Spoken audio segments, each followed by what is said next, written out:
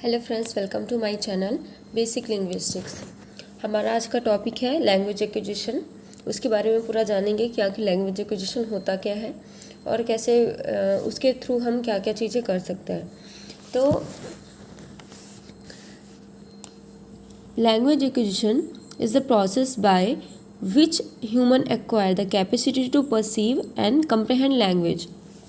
तो language acquisition क्या होता है? एक प्रोसेस होता है जिस पे हम क्या करते हैं, जो भी ह्यूमंस होते हैं वो लैंग्वेज को एक्वायर करते हैं। एक्वायर से यहाँ पे मतलब ये है कि किसी भी लैंग्वेज को कंप्रहेंड करने के लिए या उसको परसीव करने के लिए, उसको समझने के लिए जो कैपेसिटी पाई जाती है वो लैंग्वेज एक्विजिशन कहलाती है। उसी के थ्रू ही हम ये कैपेसिटी पाते हैं ताकि लैंग्वेज को समझ सकें, उसको कंप्रहेंड कर सकें, परसीव कर सकें।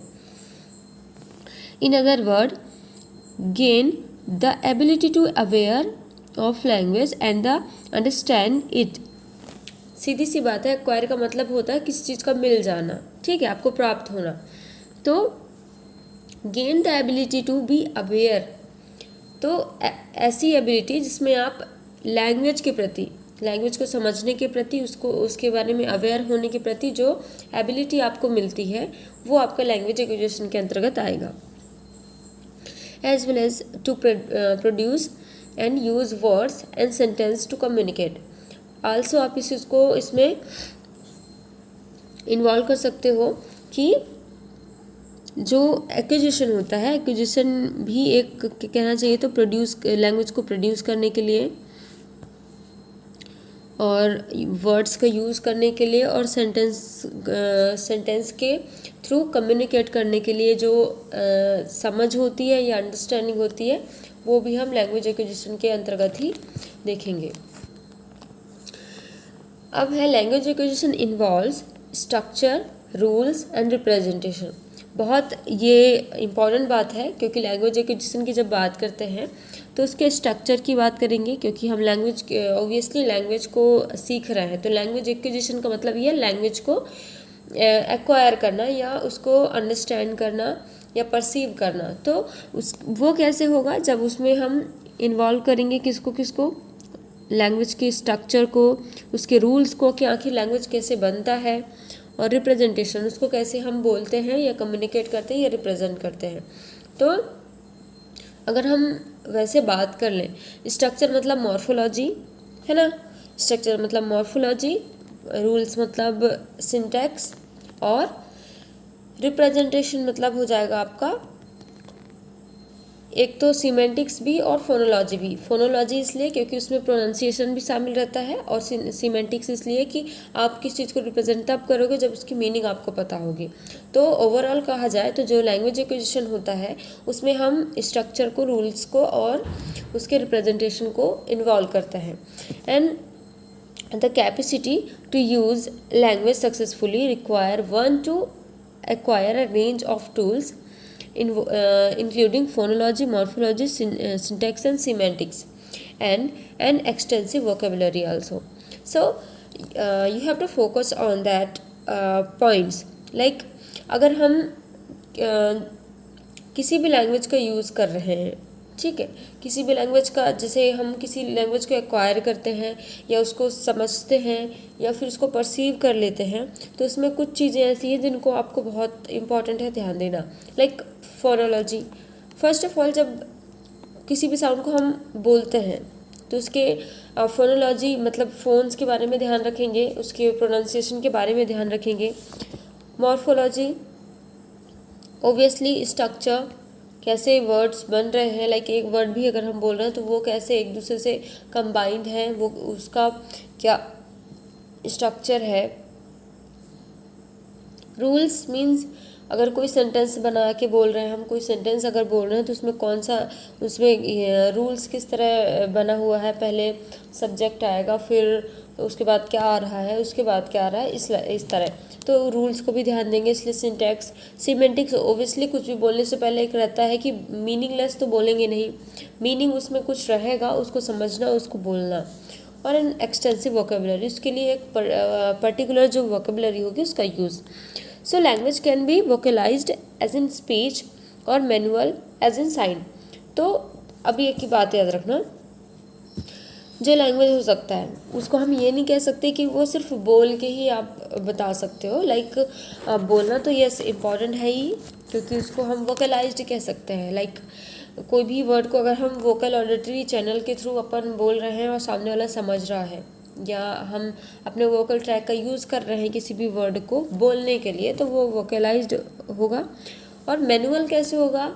जब हम साइन लैंग्वेज के थ्रू उसको समझाते हैं। फॉर एग्जांपल कई बार होता है कि सिर्फ हम अपने साइन लैंग्वेजेस के थ्रू, हैंड मूवमेंट के थ्रू, आई मूवमेंट के थ्रू सामने वाले को एक इशारा देते हैं, उसके थ्रू ही वो समझ जाता है। इट मीन्स वो भी एक तरह से लैंग्वेज हुआ, क्योंकि वो लैंग्वेज का मतलब ही होता है कम्युनिकेट करना। तो कम्युनिकेट मतलब वोकलाइज्ड के थ्रू जो वोकल ट्रैक का यूज़ करके हम बोल के समझा रहे हैं उसमें भी समझ में आ रहा है, और साइन लैंग्वेज के थ्रू ही भी समझ में आ रहा है। मीन्स हम दोनों को ही लैंग्वेज के अंतर्गत ले सकते हैं। Human language capacity is represented in the brain. और सीधी सी बात है, ह्यूमन जो लैंग्वेज की कैपेसिटी है वो ब्रेन में ही आप देखोगे तो रिप्रेजेंट होती है, ब्रेन के थ्रू ही रिप्रेजेंट होती है, आप कह सकते हैं।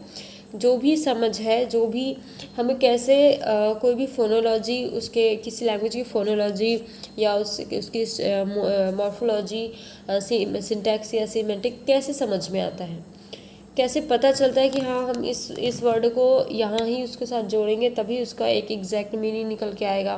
कैसे समझ में आता है कि कोई भी स्ट्रक्चर या किसी भी रूल्स को फॉलो करने के लिए पहले किसको रखना है फिर किसको रखना है, ये सारी चीज़ें समझ में कैसे आती है। तो ये सब चीज़ें समझने के लिए बहुत इम्पॉर्टेंट है हमारे लिए किसी भी ह्यूमन लैंग्वेज कैपेसिटी के लिए ब्रेन का होना। और ब्रेन का होना मीन्स ब्रेन तो होता ही है हर इंसान में, बट वो ब्रेन कैसे उस लैंग्वेज एक्विजिशन में काम करता है, वो सारा चीज़ भी ब्रेन ही कंट्रोल करके रखता है। ये सारी चीज़ों को हम न्यूरो लिंग्विस्टिक्स के थ्रू या न्यूरो लिंग्विस्टिक्स में जो भी पार्ट होते हैं उसके थ्रू ही समझ सकते हैं। उसमें पूरा समझाया गया है कि कैसे जब हम कोई वर्ड को सुनते हैं तो हमारे ब्रेन में उसका सिग्नल पहुंचता है और कैसे हम फिर उसका रिप्लाई करते हैं। तो ये सारी चीज़ें न्यूरो लिंग्विस्टिक्स के अंतर्गत आती हैं। And even though human language capacity is finite, one can say the understand an infinite number of sentences। तो कहना चाहिए कि जो ह्यूमन लैंग्वेज कैपेसिटी है वो फिनिट है, और ये भी कह सकते हैं एक तरह से कि बहुत इन्फिनिट नंबर ऑफ सेंटेंसेस को आप समझ सकते हो और बोल सकते हो, which is based on syntactic principle called recursion.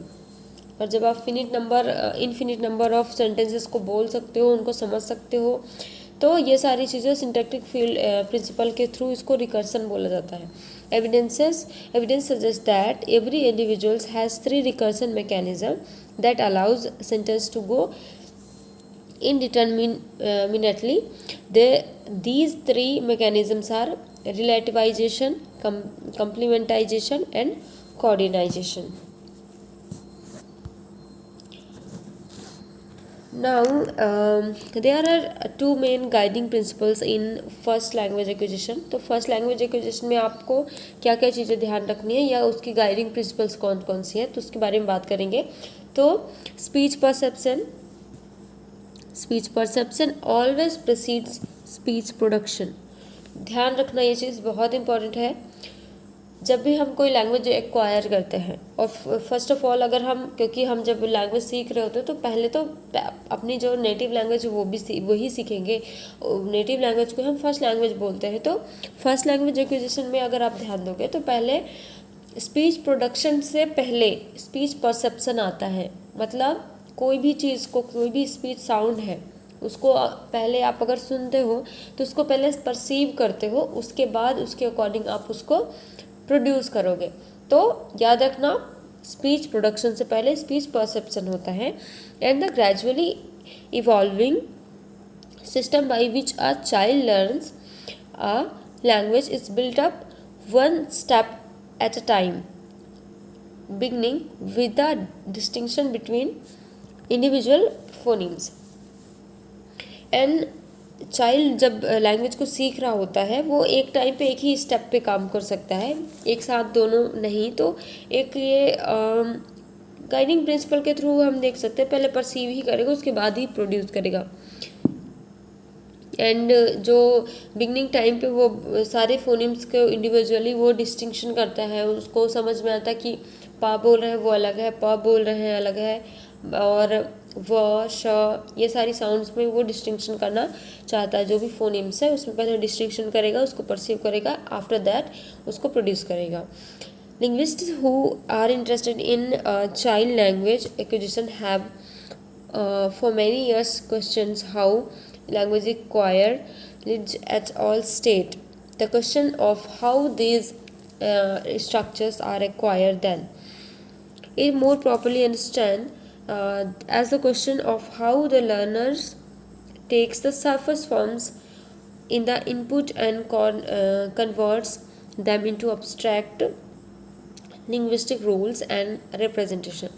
तो सीधी सी बात है, जो लिंग्विस्ट्स होते हैं जो कि लैंग्वेज एक्विजिशन में काम कर रहे होते हैं, चाइल्ड लैंग्वेज एक्विजिशन के बारे में उनको इंटरेस्टेड एरिया होता है उनका, कि हमें जानना है कि कैसे आखिर जो बच्चे होते हैं, जो चाइल्ड होते हैं, वो कैसे लैंग्वेज को एक्वायर कर लेते हैं और कैसे चीज़ों को वो जो स्ट्रक्चर्स हैं उनको वो सुन के समझ के उसको एक सरफेस फॉर्म की तरह यूज़ कर सकते हैं। तो ये सारी चीज़ें वो अपने इंटरेस्टेड एरियाज़ में उसका स्टडी करते हैं, उसके बारे में जानते हैं। So language acquisition usually refers to first language acquisition. जब आप बात करते हैं एक्विजिशन की तो ध्यान रखना, मतलब यहाँ पे ये भी है कि वो फर्स्ट लैंग्वेज एक्विजिशन हो सकता है एंड सेकेंड लैंग्वेज एक्विजिशन हो सकता है। लेकिन आपको ध्यान रखना है, जब हम लैंग्वेज एक्विजिशन की बात करेंगे ओब्वियसली वो फर्स्ट लैंग्वेज एक्विजिशन के बारे में ही ज़्यादा रिफ़र करता है। Which students in friends question of their native language whether that be spoken language or sign language। तो जो लैंग्वेज एक्विजिशन होगा उससे हमें याद रखना है कि हम ज़्यादातर फर्स्ट लैंग्वेज एक्विजिशन को ही रिफ़र करते हैं। उसके थ्रू हम जो नेटिव लैंग्वेज होते हैं उसके साउंड्स को या उसके स्पोकन लैंग्वेज या साइन लैंग्वेज के थ्रू उसको समझने की कोशिश करते हैं, परसीव करने की कोशिश करते हैं। Though it can be also refer to bilingual first language acquisition, और इसको बाइलिंगुअल फर्स्ट लैंग्वेज एक्विजिशन के थ्रू भी रिफ़र कर सकते हैं, which refers to an infant's simultaneous language acquisition of two native languages. अब देखो जहाँ पे बाइलिंगुअल वाला एरिया है, means not area, family member में देख लीजिए आप, चाइल्ड जो है वहाँ पे उनकी माता और उनके पिता दोनों अलग अलग लैंग्वेज का यूज़ कर रहे हों, या तो घर में बड़े लोग जो दादी दादा हो सकते हैं उनके जो अलग लैंग्वेज का यूज़ कर रहे हों और मम्मी पापा कुछ अलग लैंग्वेज का यूज़ कर रहे हों। उस टाइम पे बच्चा उस परिवेश में रहता है जब उसको दोनों लैंग्वेज ही बचपन से वो, मतलब जब से जन्म लेता है तब से वो सुन रहा होता है। उनके कुछ फोनीम अलग रहेंगे, उनके अलग रहेंगे, कुछ चीज़ें बहुत सारी ऐसी होंगी जो साउंड्स उनके अलग अलग डिफरेंट रहेंगे। तो बच्चा उस टाइम पे दोनों लैंग्वेज को एक साथ लेके वो एक्वायर करने की कोशिश करता है, उसको परसीव करने की कोशिश करता है। इस कंडीशन को कहते हैं bilingual first language acquisition. And this is distinguished from second language acquisition. ये एक्चुअली सेकेंड लैंग्वेज एक्विजिशन से अलग है। आप ये मत समझिएगा कि मैं बाइलिंगुअल फर्स्ट लैंग्वेज एक्विजिशन की बात करी जिसमें दो लैंग्वेज सीखे जा रहे हैं उनको बचपन से, तो ये सेकेंड लैंग्वेज एक्विजिशन है। बिल्कुल नहीं, ये सेकेंड लैंग्वेज एक्विजिशन नहीं है। Second language acquisition which deals with the acquisition of additional language in addition to speech, reading and writing, speech language which an entirely different script compound the complexities of truth foreign language literacy. So language acquisition is one of the quintessential human traits। तो आप बस ये याद रखिएगा, जो language acquisition है first language acquisition वो अलग है। बाइलिंगुअल फर्स्ट लैंग्वेज एक्विजिशन का मैंने कंडीशन समझा दिया। अब आता है second language acquisition. Second language acquisition it means ये मत समझिए कि जो बाइलिंगुअल में हमने दूसरा लैंग्वेज को उसी टाइम से एक्वायर करना चालू कर दिया वो सेकेंड है, नहीं। जब आप फर्स्ट लैंग्वेज आपकी नेटिव लैंग्वेज सीख जाते हो, चाहे वो दोनों हो सकती हैं, उनको सीखने के बाद क्या होगा, जो आफ्टर दैट जब आप स्कूल में जाते हैं या तो बेसिकली स्कूल से ही लोग सीखते हैं, क्योंकि जो फर्स्ट लैंग्वेज रहता है ओब्वियसली वो आपका नेटिव लैंग्वेज ही होगा। कि घर पे आपके क्या बोलते हैं, आप जिस भी डिफरेंट एरियाज से रहेंगे तो वो जो आपकी फ़र्स्ट लैंग्वेज रहेगी वो आपकी नेटिव लैंग्वेज रहेगी। जो आपके मम्मी पापा बोलते हैं या आपके फैमिली में बोला जाता है वो फर्स्ट लैंग्वेज रहेगी। और जब आप एक कहना चाहिए एकेडमिक लेवल पे जाते हो, जब आप स्कूलिंग कर रहे होते हो, या तो चलो स्कूलिंग भी मान लो आपकी जो नेटिव लैंग्वेज है, और हो सकता है कि आप नेटिव लैंग्वेज उसी लैंग्वेज का यूज़ कर रहे हो जो स्कूलिंग में यूज़ की जाती है, तो वो आपकी नहीं कह सकते कि हाँ सेकेंड लैंग्वेज है। बट बहुत सारे लोग ऐसे हैं जिनकी नेटिव लैंग्वेज बिल्कुल डिफरेंट होती है उसके स्कूलिंग लैंग्वेज से, तो जो स्कूल में जो लैंग्वेज यूज़ किया जाता है वो उसके लिए उस वक्त सेकेंड लैंग्वेज होगी।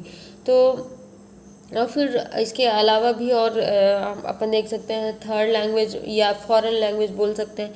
थर्ड लैंग्वेज मीन्स आप उस लैंग्वेज को सीखने के बाद, मान लो आपकी नेटिव लैंग्वेज जो भी है, आप जब स्कूल में गए, मान लो उस टाइम में आपको हिंदी नहीं आती, जैसे मराठी बैकग्राउंड के लोग, मान लो उनको मराठी आ रही है, उसके बाद जब वो स्कूल जाएंगे, स्कूल जाने के बाद उनको हिंदी, मान लो हिंदी अगर पढ़ाया जा रहा है या हिंदी मीडियम में, मतलब हिंदी के स्कूल में वो पढ़ने गए, तो जब वो हिंदी सीख रहे होते हैं दैट मीन्स वो उनकी सेकंड लैंग्वेज है।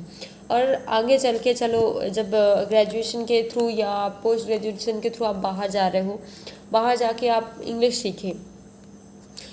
सीखी, उस वक्त आपकी वो थर्ड लैंग्वेज हो जाएगी। और आप जब कभी विदेश गए उसके बाद पीएचडी के लिए या फिर किसी और हायर एजुकेशन के लिए, उस वक्त जहाँ पे आप जाओगे वहाँ की लैंग्वेज अगर आप सीख रहे हो तो वो आपकी फॉरेन लैंग्वेज कहला जाएगी। तो इस तरह एक लैंग्वेज एक्विजिशन का प्रोसेस चलता रहता है। तो ये टॉपिक ऐसा था कि इसमें काफ़ी लोगों को कन्फ्यूज़न भी होता था एक्वायर को लेकर कि आखिर एक्वायर होता क्या, एक्विजिशन होता क्या है। इसलिए मैंने ये चीज़ को कोशिश की है कि आपको ये समझ में आ जाए। सो आई होप अगर आप लोग को ये समझ में आ रहा है तो प्लीज़ मेरे चैनल को लाइक एंड सब्सक्राइब करिए। Thank you so much.